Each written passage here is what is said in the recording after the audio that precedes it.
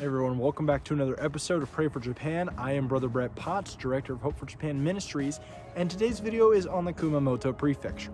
So Kumamoto Prefecture has a population of 1,748,134 souls. According to the Operation Japan Prayer Guide, there is one city that has no church. Our missionary population for the Kumamoto Prefecture is going to be 1 to every 158,921 souls. So the people of the Kumamoto Prefecture are known to be very religious oriented.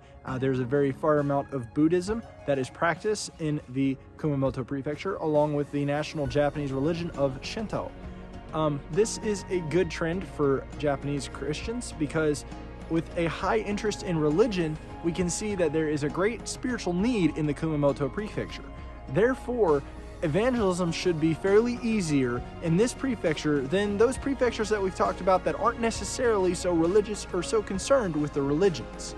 So hopefully this is a good trend in the Kumamoto Prefecture for Japanese evangelism and outreach. In fact, playing into this religious theme, there are multiple shrines and temples all across the Kumamoto Prefecture dedicated to Buddhism, dedicated to the Shinto gods, dedicated to multitudes of religions that attribute to the fact that the Kumamoto people are one of the most religious people in all of Japan.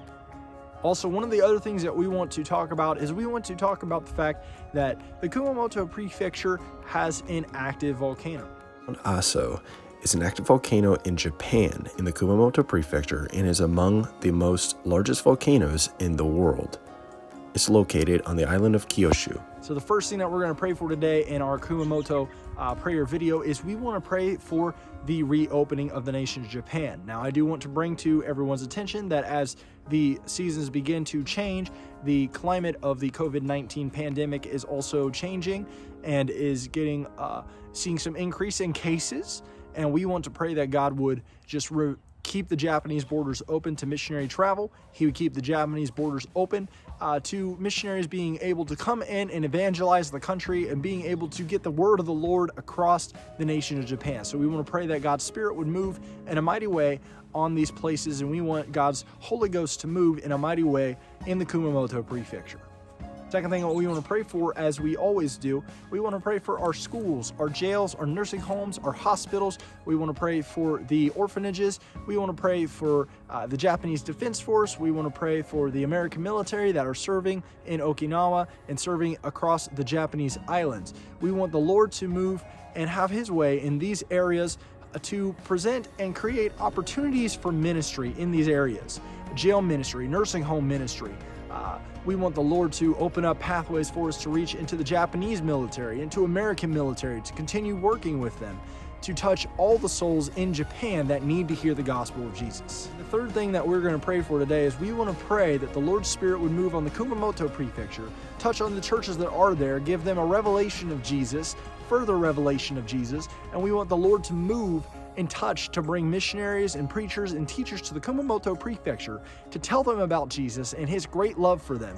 We want the Lord to move in a mighty way in the Kumamoto Prefecture and see His glory revealed throughout. Next thing that we want to pray for is we want to pray for our deputation.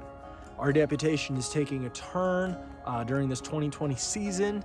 Is kind of in a stalemate, kind of in a locked position with travel due to the coronavirus pandemic, and we want the Lord to touch and help us raise our budget of $18,000 in order to get back to the nation of Japan by October 2021.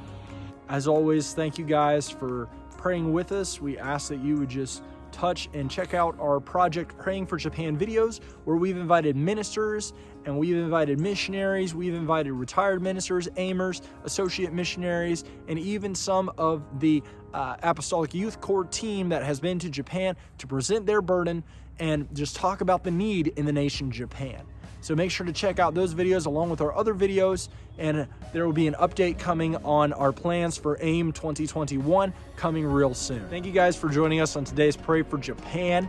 Next week will be the Oita Prefecture, so make sure you're tuning in for that. And I hope that you guys are blessed. Keep praying for Japan, keep praying for us, and remember, Jesus is the hope for the Japanese.